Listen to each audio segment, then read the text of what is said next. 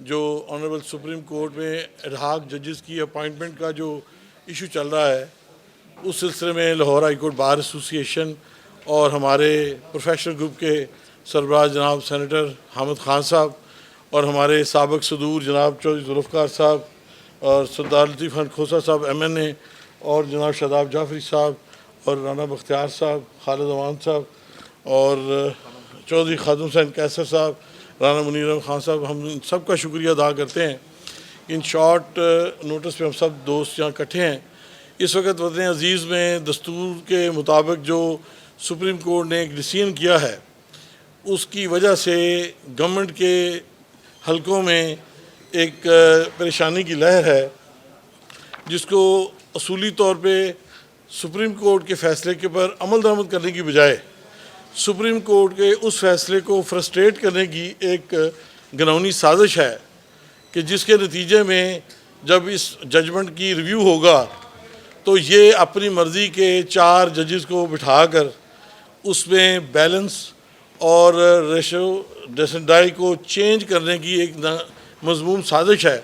میں سمجھتا ہوں کہ بار ایسوسی ایشنز کا یہ رول ہوتا ہے ہمیشہ کہ ہم نے کانسٹیٹیوشن کی پریویل کرنے کے لیے، ملک میں قانون کی عملداری کے لیے، ایون عدلیہ میں بھی اگر کوئی ایسی ٹیڑھ آئے گی تو انشاءاللہ کالا کوٹ، ہمارے وکلا بھائی، ہماری بار ایسوسی ایشنیں وطن عزیز کے عوام کے موقعوں کے مطابق پاکستان کے اندر دستور کو عمل درآمد اس کی ٹرو سینس میں لانے کے لیے اپنی آواز کو بلند کرتے رہے ہیں، کر رہے ہیں اور انشاءاللہ آئندہ بھی کرتے رہیں گے۔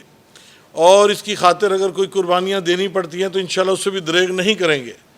تو میں آج اس شارٹ نوٹس پہ آپ دوستوں کے جذبے کا بھی قدر کی نگاہ سے دیکھتے ہوئے شکریہ ادا کرتا ہوں کہ قوم کے سامنے وکلا کا، آل اوور پاکستان وکلا کی جو باڈیز ہیں ان کا بھی آ چکا ہے، اور یہاں ہمارے قائد جناب حامد خان صاحب کے ذریعے پوری وکلا برادری کی نمائندگی کرتے ہوئے انشاءاللہ ہم اس حکومتی اور جسٹس فائز عیسیٰ صاحب کی جو ایک کلریبل ایکسرسائز ہے اپنی ڈسکشن کو مس یوز کرنے کی، اس کو مذمت کرتے ہیں، اور ہم سمجھتے ہیں کہ قوم کے مینڈیٹ کو احترام کرتے ہوئے آپ اپنے فیصلوں پر عمل درآمد کروائیں، نہ کہ ان فیصلوں کو فرسٹریٹ کرنے کے جو مضمون طریقے اڈاپٹ کرنے کی کوشش کی جا رہی ہے۔ پاکستان کی لیڈنگ بار ایسوسی ایشن، لاہور ہائی کورٹ بار ایسوسی ایشن اس وقت لیڈنگ بار ایسوسی ایشن ہے، کیونکہ سپریم کورٹ بار ایسوسی ایشن بالکل وکلا کی سوچ کی نمائندگی نہیں کر رہی۔ تو اس لیے صحیح معنی میں پاکستان میں جو بار ایسوسی ایشن وکلا کی سوچ کی نمائندگی کرتی ہے وہ لاہور ہائی کورٹ بار ایسوسی ایشن ہے، اور جو اس وقت موضوع ہے بہت ہی اہم ہے سارے پاکستان کے لیے، وکلا برادری کے لیے، اور آئین کو پامال کرنے کے مترادف ہے۔ تو بالکل صحیح کہا صدر صاحب نے کہ اس کے پیچھے کچھ ایسی سوچ نظر آ رہی ہے کہ غالباً جو ایک تاریخی فیصلہ سپریم کورٹ نے پچھلے ہفتے کیا ہے، جس کے لیے ہم سب وکلا جو ہیں ان کے ممنون ہیں، ساری قوم ممنون ہے کہ انہوں نے صحیح معنی میں ایک آزاد عدلیہ ہونے کا ثبوت دیتے ہوئے اس ملک میں جو بہت بڑی ناانصافی ہو رہی ہے اس کے خلاف ایک فیصلہ دیا، اور آئین کو کسی اور مقصد کے اوپر رکھتے ہوئے یہ ایک تاریخی فیصلہ تھا، اور جس کی پھر فور عمل درآمد ہونا چاہیے۔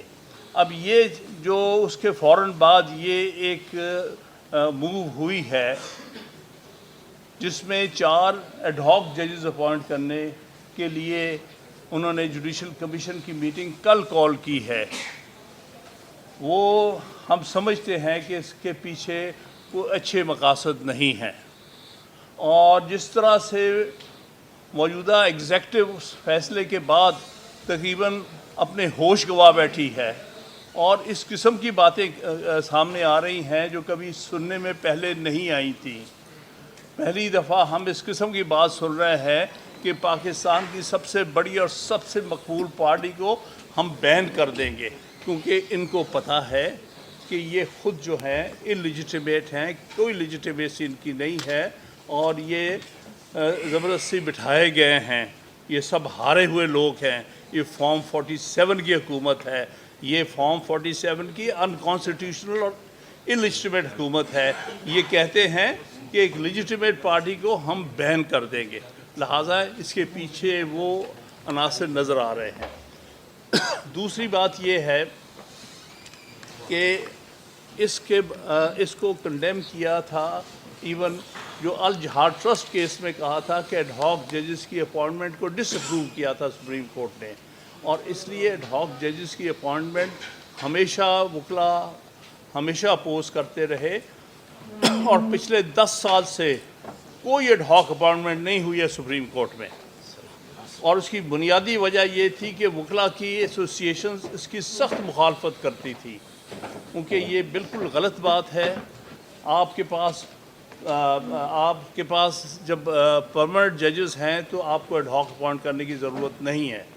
دوسری میں سمجھتا ہوں کہ آئینی طور پر بھی یہ غلط ہے. آرٹیکل 182 کو اگر آپ دیکھیں گے تو اس میں کہا ہے کہ صرف ایڈ ہاک اپوائنٹمنٹ تب ہوتی ہے جب کوئی کمی ہو سپریم کورٹ میں، یا اس کا مکمل لفظ استعمال کیا ہے یہاں پر کہ وانٹ آف کورم.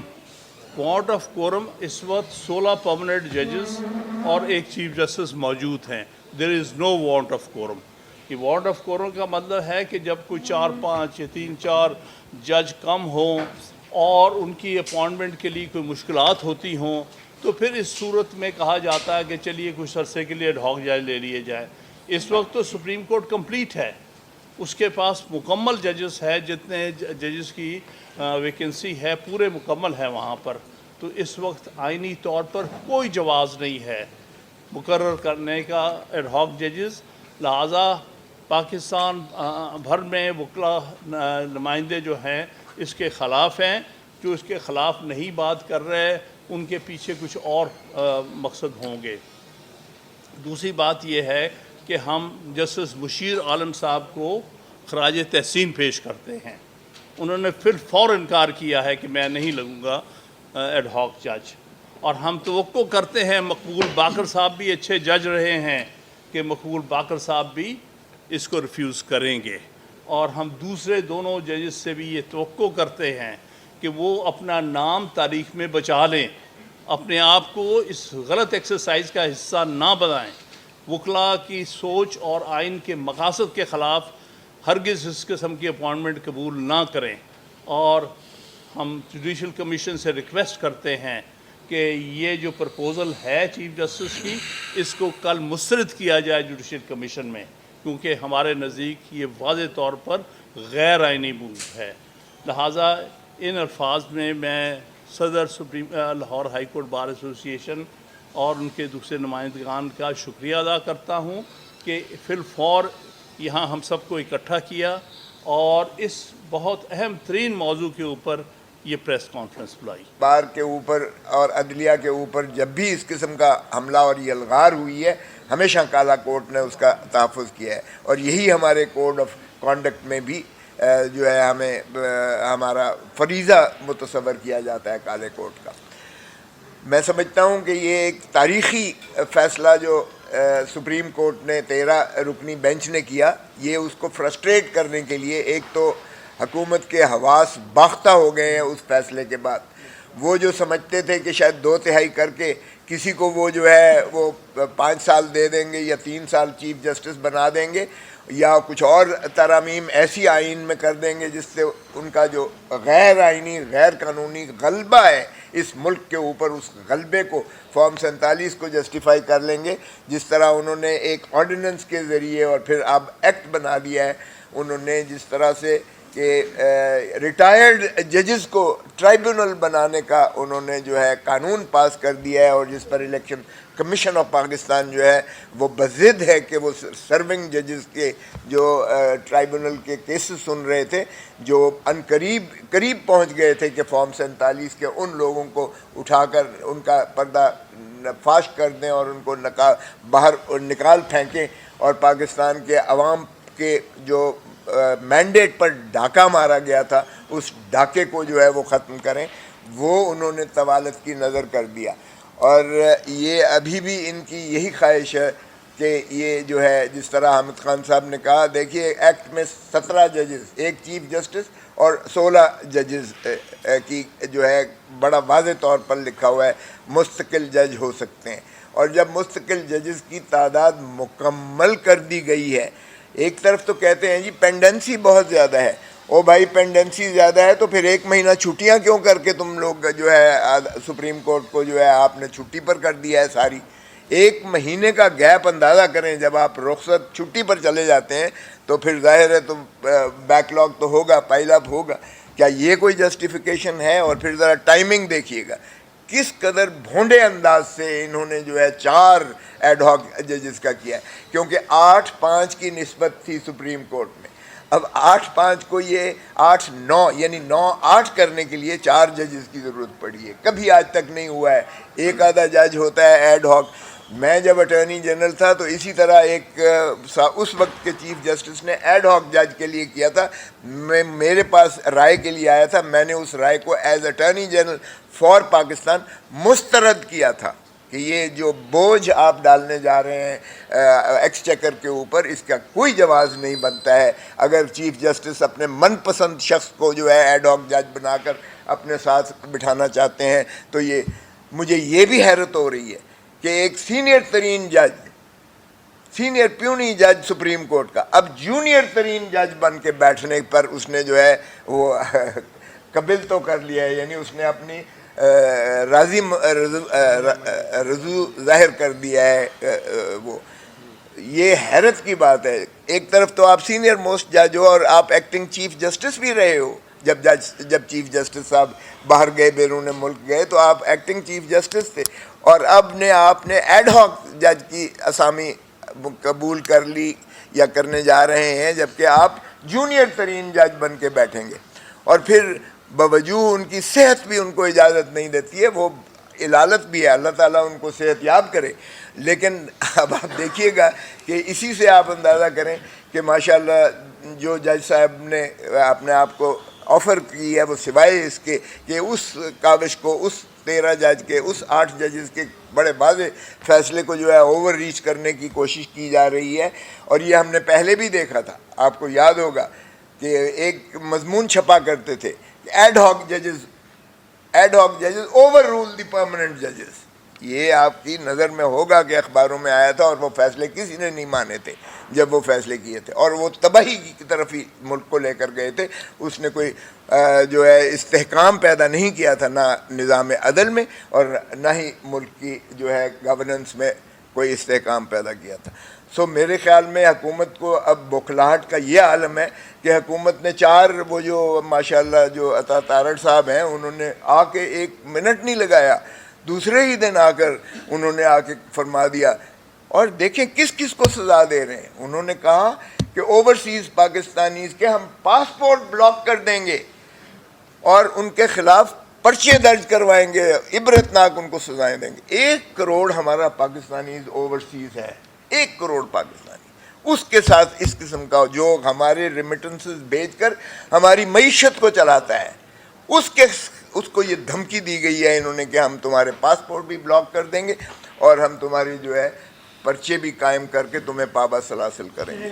تو یہ آپ اندازہ کریں کہ کیا یہ ملک کی دوستی ہے یا دشمنی ہے جس نے بھی کیا ہے.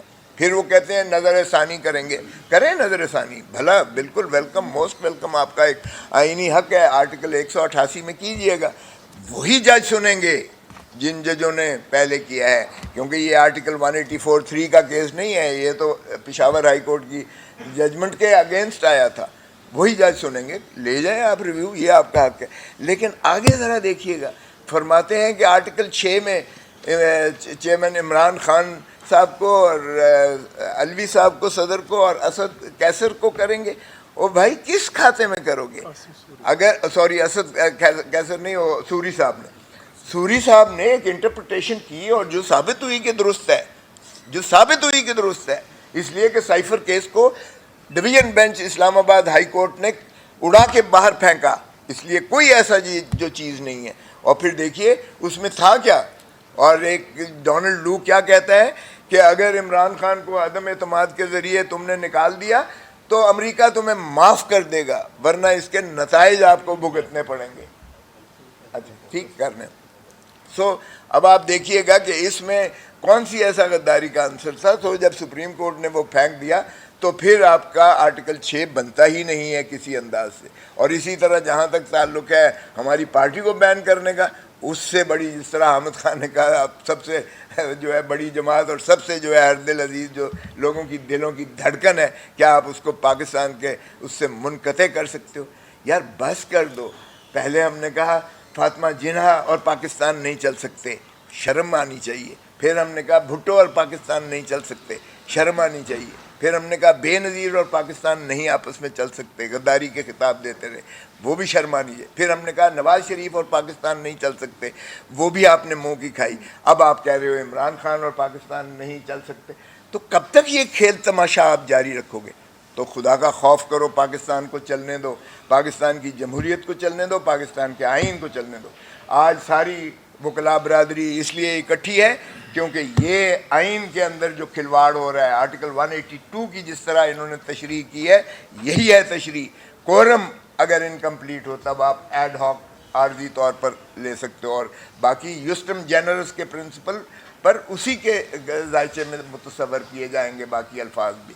سو آئین میں کوئی ایسی گنجائش نہیں ہے. تو ہم اس کی شدید مذمت کرتے ہیں، اور انشاءاللہ پاکستان کی تمام بار اور تمام کالا کوٹ جو ہے اس کی انشاءاللہ اس کی جو ہے ہم سیسا پلائی دیوار کی طرح ہم آئین کا تحفظ کریں گے، پاکستان کا تحفظ کریں گے، اور پاکستان کے خلاف ہر سازش کا ہم انشاءاللہ منہ توڑ جواب دیں گے، اور پاکستان کے عوام کو حق حکمرانی ملے گی.